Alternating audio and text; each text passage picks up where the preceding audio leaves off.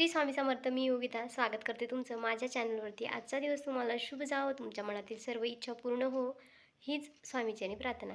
तर आता गणपती बाप्पा सर्वांच्याच घरी आलेले आहेत. आता गणपती बाप्पा आणि आमच्या घरात काय वस्तू आलेली आहे ते तुम्हाला मी दाखवणार आहे. व्हिडिओ स्किप न करता पूर्ण बघत चला आणि शेवटपर्यंत बघा आणि लाईक आणि कमेंट करायला अजिबात विसरू नका. तर चला, मी काय आणलेलं आहे आम्ही ते तुम्हाला दाखवते. चला तर मग.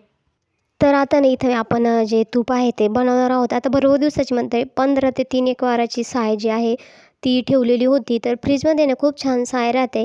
तर ह्यावेळेस आहे ना मी मोठं पातेलं घेतलेलं आहे, कारण साय पण जास्त होती आणि तूप पण म्हणजे ना जर छोटं पातेलं घेतलं ना ते तूप जे आहे ते म्हणजे वरती येतं आणि त्याच्यामुळं मग मोठं पातेलं जर घेतलं तर व्यवस्थित असं राहतं. तर बघा एवढी अशी साय जी आहे ती झाली होती. तर यावेळेस ना मी मिक्सरमधून काढलं नव्हतं, कारण लाईटचा प्रॉब्लेम होता आणि खूप भांड्यांची चरगरड होते. तर त्यामुळे म्हटलं चला, तर खरं आहे ना ते मिक्सरमधून जर काढलं तर लवकर जे आहे ते आपलं जो लोण्याचा गोळा आहे तो बनतो. पण असं आहे ना थोडासा वेळ जास्त म्हणजे गॅस जास्त लागतो.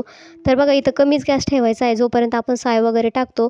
नंतर तिथंच थांबायचं आहे आणि जी म्हणजे ना कधी-कधी जी साय आहे ना ती खाली ना पातेल्याला चिपकू शकते. म्हणजे जे तूप आहे ना ते आपलं कटसर होतं. तर शक्यतो आहे ना जोपर्यंत तेल म्हणजे तूप असं जे आहे ते पूर्ण लोणी जे आहे ते पगळत नाही ना, तोपर्यंत आपल्याला जे साय आहे ती चमच्याने किंवा जे असेल त्या साहाय्याने मिक्स करीत राहायचं आहे. म्हणजे जेणेकरून जी साय आहे ना ती खूप छान अशी वितळते. तर बघा इथं आहे ना आता बऱ्यापैकी झालेलं होतं. तर ह्या अशी जी बेरी आहे ती वरती येते आणि तूप बेरी जी आहे ती खाली जाते आणि तूप वरती येतं. तर बघा छान असं इथं तूप झालेलं आहे. तर याला कमीत कमी नाही 15 ते 20 मिनटं लागतात. शेवटी ना असं जेव्हा असं तूप दिसतं ना तेव्हा आहे ना गॅस कमी करायचा आहे. ज्याने कारण आहे नंतर पण ते खूप गरम असतं आणि गॅस बंद केल्यानंतर आपल्याला तुळशीचे पानं त्यामध्ये टाकायचे आहे, स्वच्छ धुवून घ्यायचे आहे आणि जेणेकरून आहे ना आपलं जे तूप आहे ते वास मारत नाही आणि तूप छान जास्त दिवस टिकतं. तर बघा आता आहे ना गॅस बंद केला आहे आणि हे तुळशीचे जे पानं आहे ते मी त्यामध्ये स्वच्छ असे करून टाकून दिलेलं आहे. आता आपल्याला थंड झाल्यानंतर थोडंसं हे तूप जे आहे ते गाळून घ्यायचं आहे आणि खरंच एकच नंबर तूप जे आहे ते होतं. जास्त वेळही लागत नाही. तोपर्यंत आता जर कमी गॅस केला ना तुम्ही दुसरं काम करू शकता.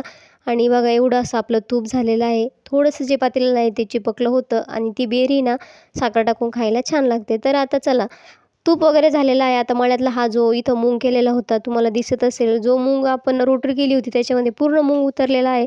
जसं काही आपण आता त्याची दुबार पेरणी केलेली आहे असं तुम्हाला मूग दिसत असेल. आणि इकडं आता आपलं भुईमुगही छान झालेला आहे. आता तिथं आहे ना जिथं रोटरी केली होती तिथं आपल्याला कांदे लागवडीसाठी रान तयार करायचं आहे. आणि हे बघा हे जे मक्काचं रान आहे त्यासाठी इथं हे रोपही छान असं टुपायला आलेलं आहे. आणि मक्काही आपली छान अशी झालेली आहे. आता मक्काला जेव्हा तुरे येतात ना तेव्हाच ही जे रोप आहे ते टाकलेलं असतं. आणि बघा बिट्टी किती जाड झालेली आहे. तर इथं तुम्हाला सांगितलं होतं मी की इथं मूग उतरलं होतं. तर बघा फायनली पूर्ण रान तयार झालेलं आहे आणि एवढ्या 2-3 दिवसात आपल्याला कांद्याची जी लागवड आहे ती करायची आहे. तर इथं वावर बांधण्यासाठी इथं पावडी वगैरे आहे. तर आमच्याकडे याला पावडी म्हणतात. तुमच्याकडं काय म्हणतात? तर अहो इथं आहे ना थोडासा दाण राहिलेला होता तर तो तयार करत होते.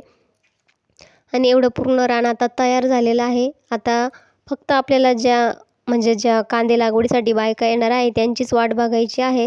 आणि इथे हे रान आहे ना म्हणजे पावसामुळे ना खूप असं कडक झालं होतं, कारण ते ट्रॅक्टरने तयार केलेलं आहे त्यामुळे जरासं साईडनी कडक आहे, मध्ये मात्र म्हणजे थोडंसं नरम आहे. तर आता इथं फायनली पूर्ण वावर बांधून झालं होतं आणि आता लागवडीच्या वेळेस तो व्हिडिओ नक्कीच मी शेअर करेल. तुम्हाला माहीतच आहे याच्या आधी मी व्हिडिओ भरपूर शेअर केलेले आहे जेव्हा आपली लागवड होते तेव्हा. आणि आता लागवडीसाठी रोप उपटवण्यापासून ते लागवडीपर्यंत सगळेच व्हिडिओ तुम्हाला बघायला भेटतील. तर इथे ना गाय बांधलेल्या आहे त्याच्यामुळे त्या गाईचा आवाज तुम्हाला मध्ये-मध्ये येत असेल तर समजून घ्या, कारण एडिट करत असतानाच इथं जवळच गाय बांधलेली आहे त्याच्यामुळे त्या गाईचा आवाज येत असेल. तर बघा इथं पूर्ण वावर बांधून झालेलं आहे आणि आपल्या घरी जी नवीन वस्तू आलेली आहे ते मी तुम्हाला दाखवणार आहे. तर कोणतीही घरात वस्तू येऊ द्या, आपल्यापेक्षा आपल्या मुलांना त्याचा खूप आनंद असतो. तर आता छोटी की मोठी. आता काही जण म्हणत असतील काय कौतुक झालं आहे, सोफा तर आणला आहे लागली लगेच जी आहे ते शायनिंग मारायला. तर तसं काही नाही. याच्या आधी मी जेव्हा आमच्या जुन्या घरात सोफा आणला होता त्याचाही व्हिडिओ केलेला आहे. तुम्ही नक्कीच जाऊन बघा. आणि एक ती तेव्हा ना आरू खूप छोटी होती आणि ती आम्हाला जर कधी आठवण आली नाही की आरू कशी बोलायची, तर आम्ही तो व्हिडिओ आवर्जून बघतो. तर मी एक आठवण म्हणून, एक मेमरीज म्हणून आहे ना, असं काही कोणतीही वस्तू घ्या, ती छोटी असो किंवा मोठी, तर मी त्याचा व्हिडिओ आवर्जून काढते आणि तो माझी एक मेमरी म्हणून मी सेव्ह करून ठेवते. तर इथं आहे ना, हे दादा आहे ना मालेगावचे आहे. तर ज्यांना कोणाला जर सोफा वगैरे बनवायचा असेल तर नक्कीच मी कॉन्टॅक्ट नंबर देईल. तुम्ही अवश्य त्यांच्याशी संपर्क साधावा.